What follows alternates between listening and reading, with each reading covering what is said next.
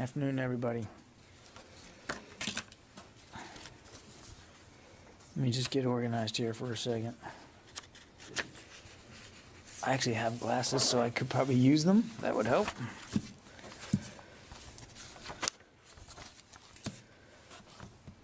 Okay, if I could just comment at the top, I think you're all aware, but due to the recent increasing spread of COVID-19, as you know, this morning the Pentagon officially went to HPCon Charlie to protect our workforce, their families, our communities, and our support to the absolutely critical mission of this department.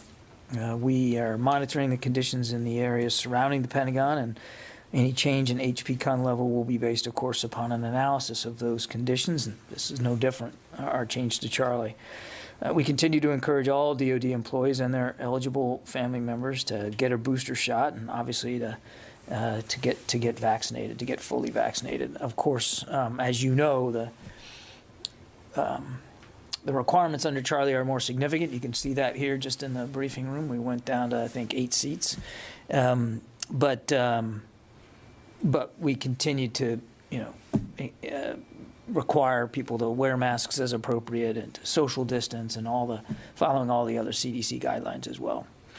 Okay, with that, we'll start taking questions. Bob, I think you're on the phone, yeah? Thank you, John. Yes, I am. I have a question connected to the talks today in Geneva on the Ukraine crisis and so forth. After the talks, Wendy Sherman said that the U.S. raised a number of ideas, including one related to missile deployments. She said, to quote her, the United States is open to discussing the future of certain missile systems in Europe along the lines of the now defunct INF treaty. So my question is, given that after the U.S. withdrew from the treaty and began work on development of new INF range missiles, how would Secretary Austin feel about returning to a ban on such missiles, given the current work that is going on with those missiles right now?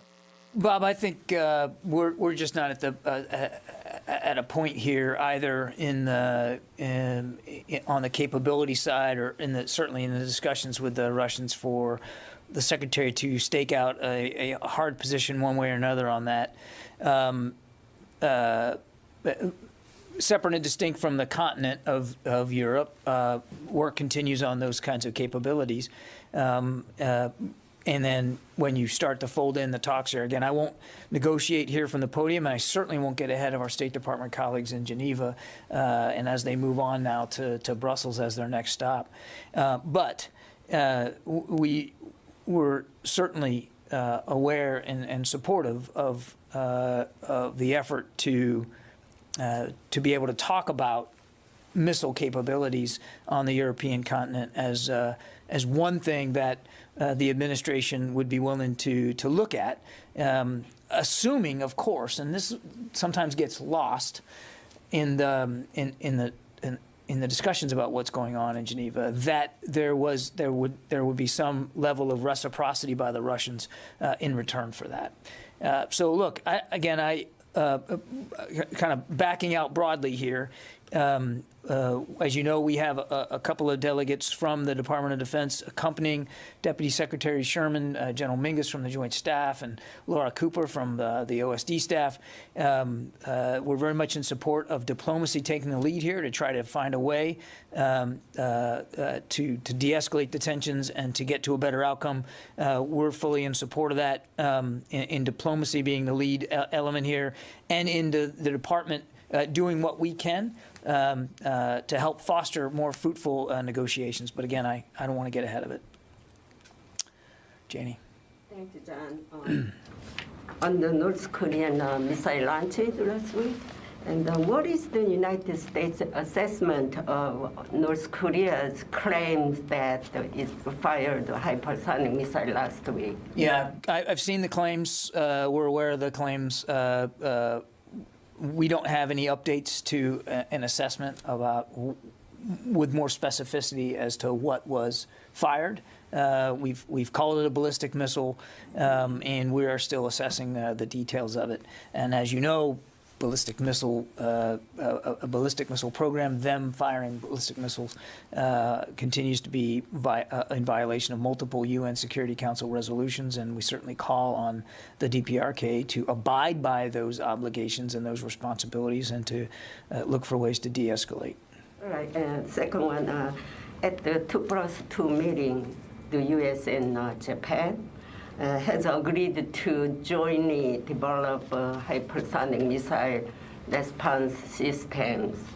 Can this be seen as sending a strong signal to China and North Korea?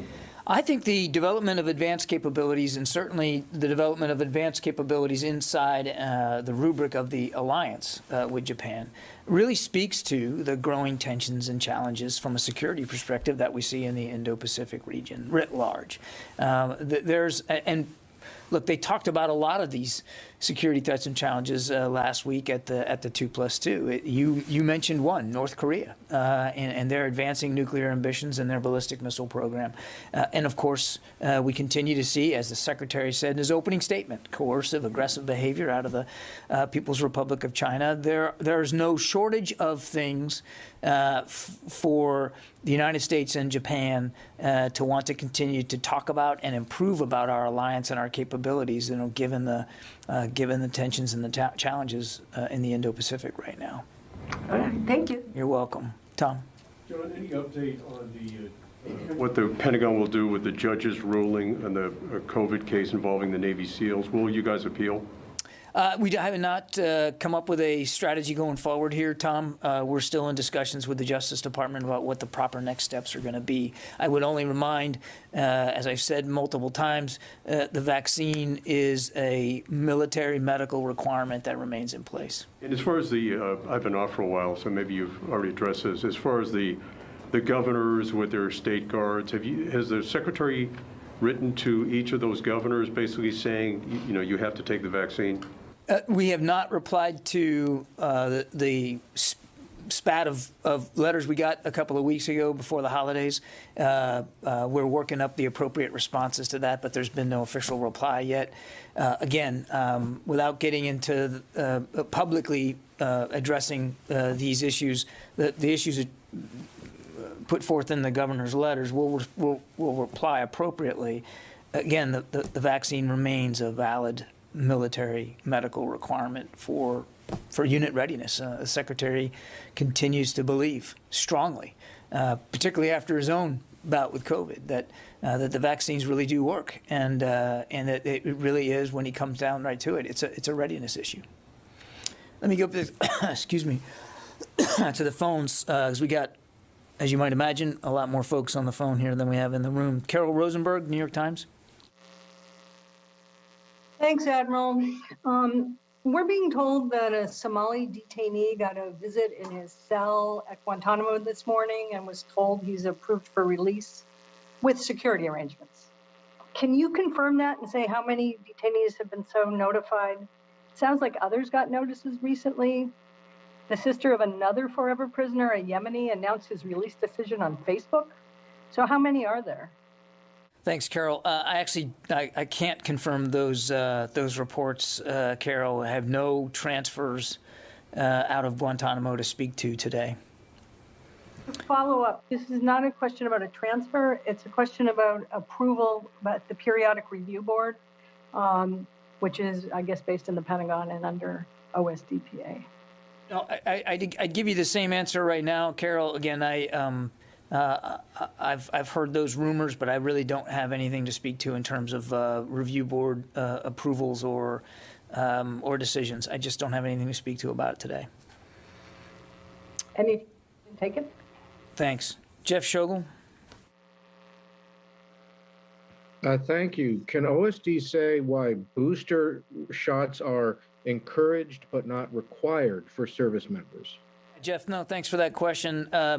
We are still in discussions here at the Pentagon about the booster shots, and there's been no decision made about making them mandatory. They are still not mandatory, But as the Secretary has said many times to the force, that in fact, I think I just did, that if you're eligible and you meet the criteria, we absolutely encourage those members of our workforce to get the booster shots because it really does help lessen the effects if, in fact, one contracts the virus. So no decision yet. We're still talking about that. And obviously, if there's a change to the current posture with respect to boosters, we'll certainly let you know. Carla Babb. Hey, John. Thanks for taking our questions. Going back to Russia, Ukraine, according to Wendy Sherman, Russia has claimed that it has no intentions to attack Ukraine again. So how confident is the U.S. military in such a statement by Russia? And has the Pentagon seen any decrease in Russian military's presence around Ukraine? We've seen no major changes to the force posture by the Russians in the border areas around Ukraine. There continues to be a sizable element there, so nothing specific to speak to, at least in a macro sense. And I would just refer you back to what Deputy Secretary Sherman said when asked about those comments. I mean, she was very clear that if the Russians are serious about de-escalating, they can start by starting to remove some of those troops, from decreasing some of that force posture. You said no major reductions. There have been some reports that some of the Russian troops around Ukraine have gone up to Kazakhstan. Have you seen any indication? I don't know that that's true. I've seen those reports too. What I can tell you is, and again, we've been very careful not to get into a day-by-day sort of blow-by-blow analysis of what they have around the eastern part of Ukraine. What I can tell you with confidence is we have not seen any decreases. They continue to have a sizable force posture right to the east, to the north, and even to the south, and we've seen no major changes to that. So I wasn't trying to get hung up on the word significant. I guess I was trying to nod to the fact that we aren't going to get into a detailed assessment one way or another, but the situation remains that they have a sizable force posture there. Yeah. Thank you, John. Fadi. So Guantanamo Bay Detention Center is turning 20 tomorrow. President Biden had promised to close the prison. New York Times reported late last year that the Pentagon is building a second courtroom. Can you highlight or update us on any steps that have been taken by the DoD or the administration in general towards fulfilling that promise? Well, I would tell you the administration remains dedicated to closing the detention facility at Guantanamo Bay. There's nothing's changed about that. We are in a review right now about the way forward there, so I won't get ahead of that. But to that end, as the National Security Council staff continues to work closely with us here at DoD, with the State Department, with the Justice Department, and other departments and agencies across the federal government about what that's going to look like going forward. And when is that review? I would point you to my colleagues at the National Security Council staff. They're running that process. But we continue to be committed to closing down that facility. And, of course, that means whittling down the population, which is very small right now. I think there's just over 3 dozen detainees remain from the nearly 800 that were there at its peak. So small number. Not surprisingly, they are the hardest cases to deal with and to adjudicate. And so we're working our way through that right now. So, but up until this review is over, no steps have been Well, taken. again, I don't want to get ahead. No, I wouldn't.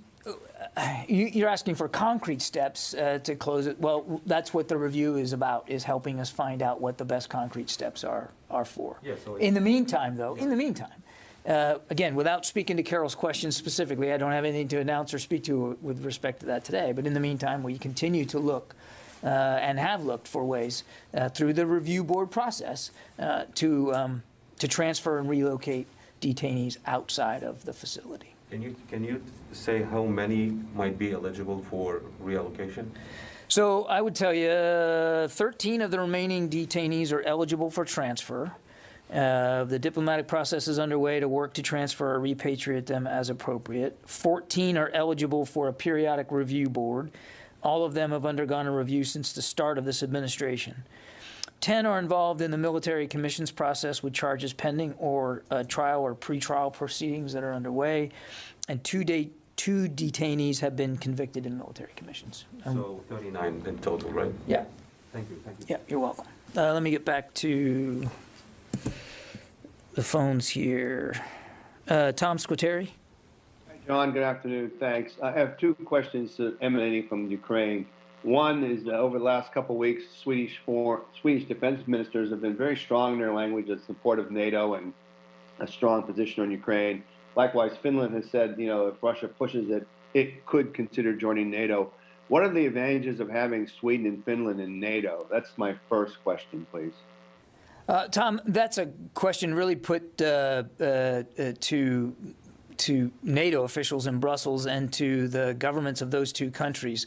As you've heard us say many times before, NATO membership is between the individual nation wanting to join and the alliance, and any decision one way or another are going to be made by those two parties. So that's really a better question put to those two governments. I would not even begin to speak for the sovereign governments of Sweden and Finland.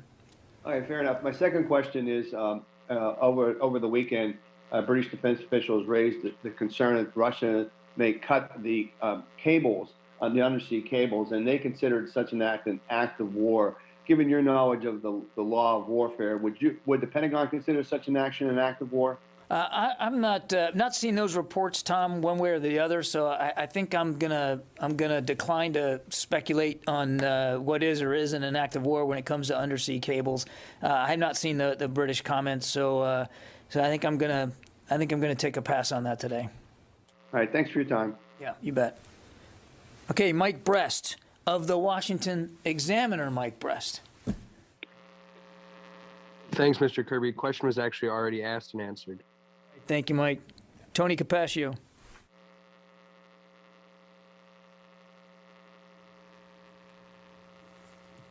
You there, Tony? Hey, John, sorry, I muted myself. Tony Capaccio. Go ahead, Tony. John? Yep, I got you. Sorry, I muted myself accidentally. The DoD assessment team that visited Ukraine recently, have they produced any recommendations for the types of weapons or equipment the Ukrainian military may need, or is it still crafting a recommendation to the interagency? They were largely looking at air and missile defense, as I understand it, Tony. And they've been back a while. I'll take your question to see if there was some sort of more formal recommendations made. I'm not aware of a formal report that was issued. They just took a look and consulted with the Ukrainians about what they believe their air defense needs were. I would just tell you that we have and we will continue to provide security assistance to Ukraine as appropriate going forward. We remain committed to helping Ukraine be able to defend itself across a range of capabilities, quite frankly. Can I ask you, are Stinger missiles, though, one of the weapons that the team is eyeing to recommend? That would be a major escalation of our weaponry to the Ukrainians if we gave them Stinger missiles. Yeah, again, Tony, I've got nothing specific to speak to in terms of future capabilities or whatever the assessment team learned. I don't have anything specific for you on that. I mean, what I would again tell you is we have in the past, and we will continue to provide articles which will allow Ukraine to better defend itself. Okay, please give us a written answer if you can, and put Stingers in there or not. Thank you. I'll do the best I can, Tony. But again, I don't want to get your hopes up on a whole heck of a lot of specificity here. Heather from USNI. Hi, thank you so much for taking my question. When it comes to religious exemptions, given the Navy and the Marine Corps and the rest of the branches' lack of exemptions, is the DoD policy in good faith when it comes to the religious exemption process? Can you repeat that last part? I didn't understand. DoD policy on what? On religious exemptions for vaccines. Is it still in good faith, given that there haven't been any exemptions and the Navy hasn't been any exemptions in the past 7 years? Yeah, look, the short answer to your question, Heather, is yes. Of course, it's in good faith, no pun intended. But the process by which religious exemptions are reviewed and adjudicated and ultimately decided one way or the other is controlled by each of the military departments. The Army, the Department of the Navy, and the Department of the Air Force, Space Force. So that's all, Department of the Air Force, I apologize. But they are in charge of adjudicating those exemption requests and making those decisions.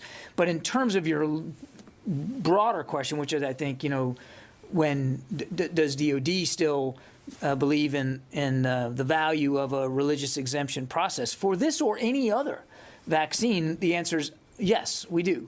We believe that there should be a channel, a vehicle through which men and women of the workforce who believe they have legitimate religious exemptions to seek on their behalf, that they have a process to make that request and to have that request treated seriously. I would remind that, again, I understand the numbers are zero right now in terms of COVID, but even the services will tell you they still have a backlog of, in some cases, thousands of additional religious exemptions requests to work through. So this is an ongoing process.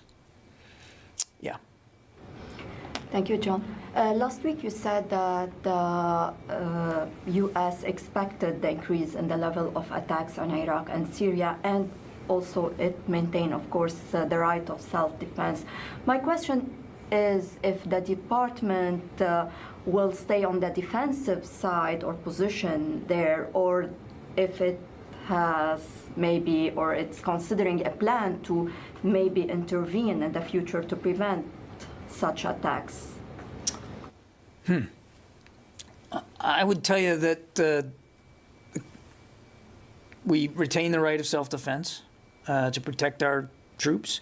And you saw in Syria a week or so ago that Inherent Resolve commanders actually took some steps preemptively as they saw launch sites being developed around Green Village to strike those sites before rocket attacks came in. So protecting the troops means doing what you have to do with the information you have available and your authorities to protect the troops. So I don't know. I mean, I understand the nature of the question, offense versus defense. They have the right of force protection, self-protection, self-defense, excuse me. And we expect commanders to act on those authorities and those responsibilities in the way they deem best fit, given the threat that they're facing. But in Iraq, where the mission is different now, you still have the same capability to self-protect your troops? We are in a different mission, advise and assist. That is true. That officially changed over at the end of the year. But that doesn't mean that our commanders have any less ability or less responsibility to defend themselves and defend their troops, and as well as our Iraqi security force partners. Caitlin from Stars and Stripes. Hey, John, thanks. Hey, on Friday, DoD announced it had awarded a $50-some million grant to purchase at-home COVID tests to support the president's mission. Wondering how many COVID tests that helped, or that purchased, and also why it was DoD that made that purchase and not another agency that's more interior motivated. I don't know that I have an exact number of how many tests that got us, Caitlin. So why don't you let me take your questions and get back to you rather than spitball from up here. Okay, thank you. Bet. Christine? Christina Anderson? Sorry, Christina, yes. Oh, great. Thank you for taking my question. The OSCE Special Monitoring Mission has reported a change in level of ceasefire violations in both the Donetsk and the Luhansk regions. I wonder, there's a big increase, is the upshot of it. Would you like to comment on that? Is there any conclusions we should draw? Thank you. I'm sorry, can you repeat it again? the OSCE Special Monitoring Mission, which patrols the line of demarcation in Ukraine's Crimea area, has just reported today an uptick in ceasefire violations in both the Donetsk and Luhansk regions. It's pretty significant, from 152 violations in the Donetsk region to previously it was only 85. In Luhansk, it's gone from 58 to 791. I was wondering if you might have thoughts about that. In the OSCE report, certainly I'm not refuting it at all. I just haven't seen it. I would just tell you that, as we've said before, we want to see the tensions de-escalate. We certainly want to see the violence stop. It is clear that Ukrainian troops are in a hot war every single day in that area, in the Donbass region. And as we have said many times, it's important for the Russians to observe the Minsk agreements, to pull back and to cease the violence. We've been very clear about that. But again, I can't speak with specificity on this exact OSCE report. I just haven't seen it, Christina. Thank you. Okay, and looks like the last one for today, Abraham. Yeah, hey, John, can you hear me? I got you.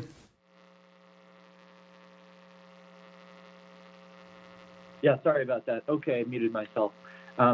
Any indication from the White House, John, when the budget will be released? And this delay, if it runs into late March, April, what does that delay mean for DOD? Thanks. It's actually OMB is the right agency to talk to about this, Abraham, in terms of timing. I don't have any indication right now of what budget release time frame is going to be. As you might imagine, we are hard at work on starting to build out the 23 budget, as you would expect we would do after the holidays. That's the normal process. And we're going to continue to do that. The Deputy Secretary is leading that effort, and it's a very active effort, as you might imagine. But in terms of specific timing, I just don't have it for you. Now, to your second question, I mean, obviously, in a perfect world, you always want to get that laid out as early in the year as possible to allow for the legislative process to continue so that you can get the funding on time. It was late last year, not lots of reasons, and some of it being that, it had a new administration coming in. So we're going to keep working at it so that whenever it's decided that there's a budget release date, that we're going to be ready for that to execute as quickly as possible. Okay, thanks everybody.